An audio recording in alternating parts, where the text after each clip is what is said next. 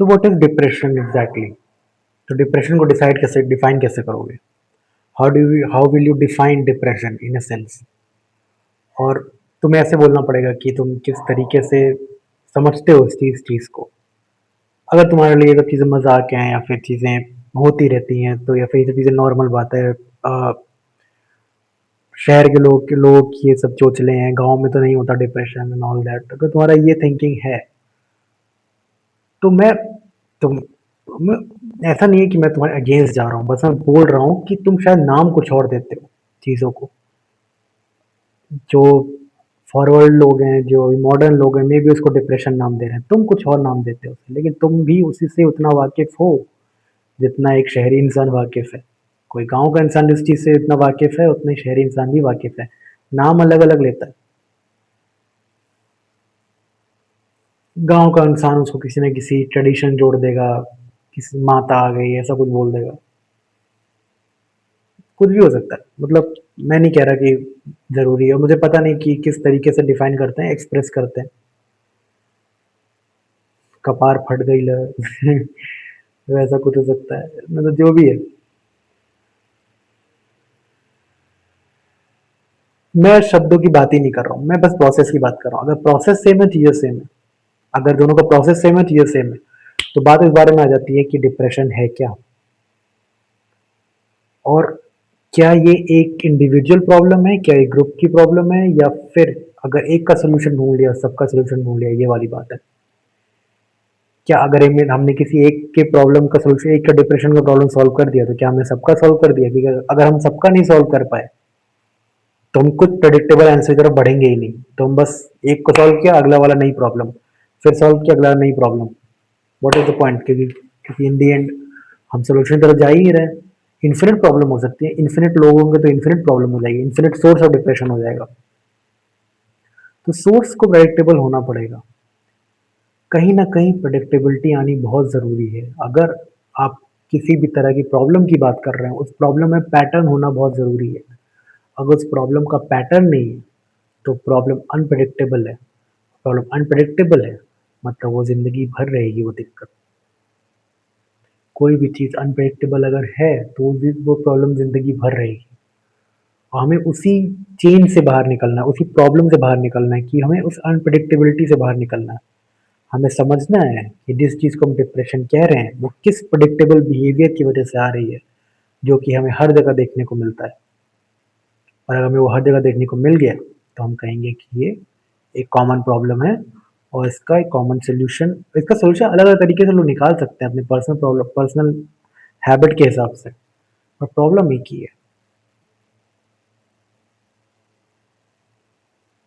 सो मुझे नहीं पता आप लोग लाइफ को कैसे देखते हो, पर लाइफ बेसिकली एक एडवेंचर की तरह है।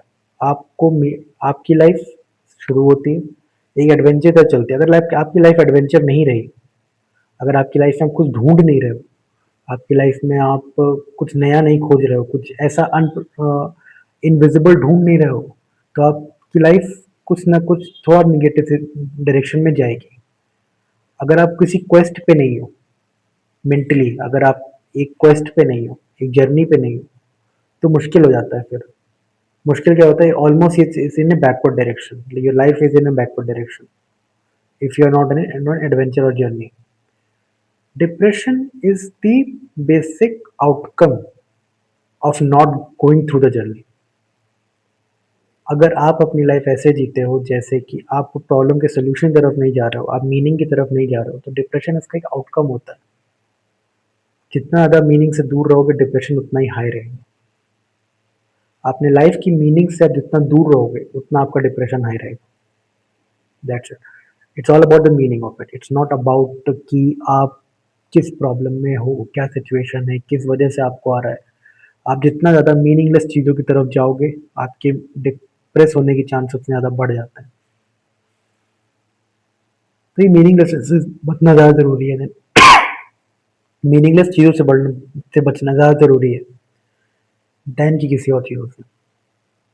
आपकी लाइफ बहुत छोटी है, उसमें भी अगर आप मीनिंग की तरफ नहीं जा रहे हो, मतलब की तरफ नहीं जा रहे हो, चीज़ों की अच्छे होने की तरफ नहीं जा रहे हो, गुडनेस की तरफ नहीं जा रहे हो, अगर आप,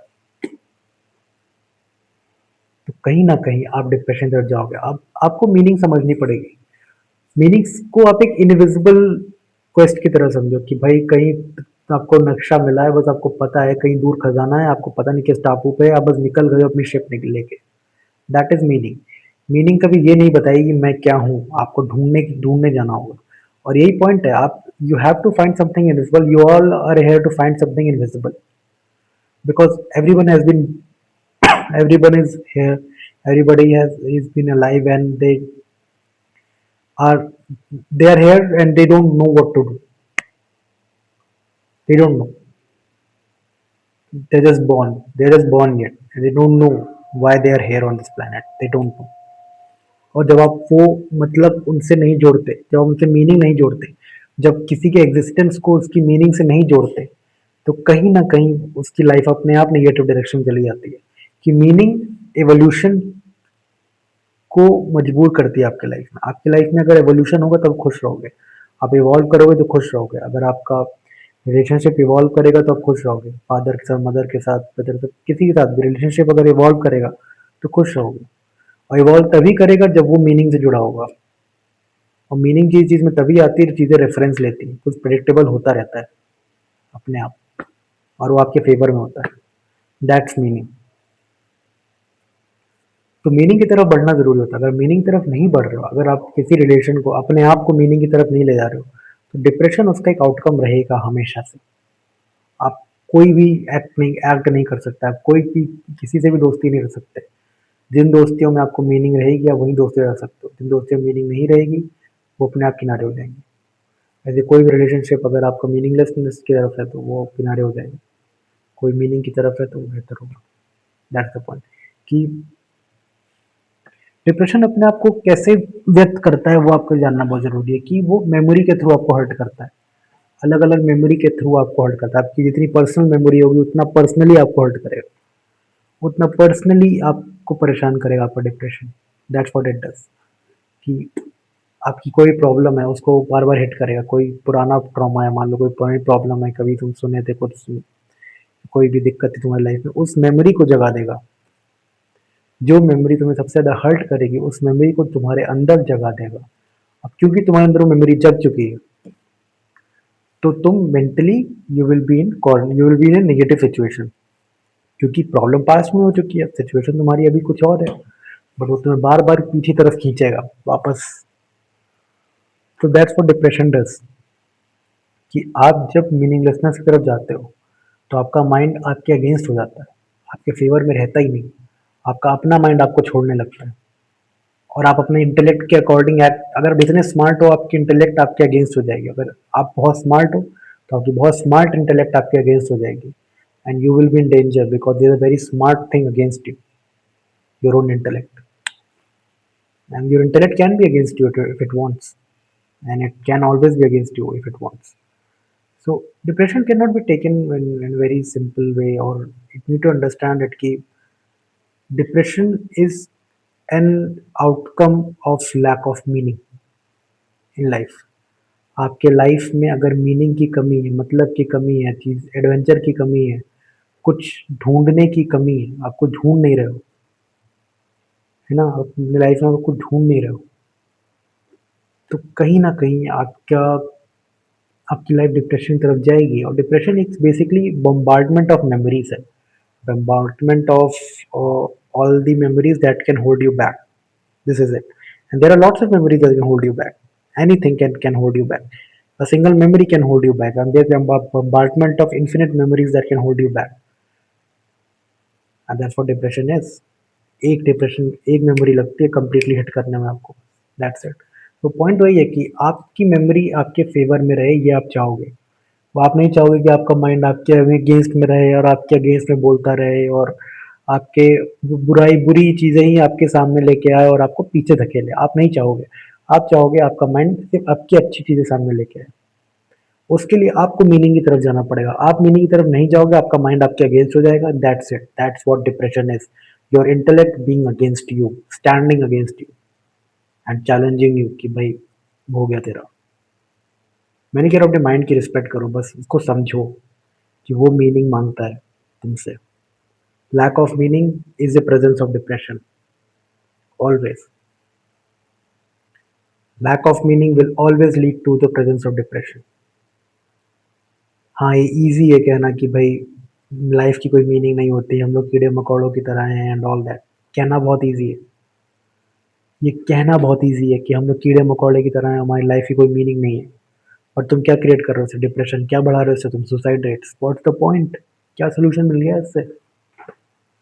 1% पॉसिबिलिटी है मीनिंग की, चलो 1% लेके चलते हैं। हाँ, वो चेज़ करना ज़्यादा बेहतर है देन 99% मीनिंगलेसनेस की तरफ रहना, क्योंकि वहाँ 99% चांस है कि तुम नहीं ज़िंदा रहोगे भाई, तुम टिकोगे ही नहीं। तुम्हारा इंटेलेक्ट तुम्हारे अगेंस्ट है क्या? तुम्हारे ज़िंदा और मरे मरे होने में कोई फ़र्क रहता नहीं है।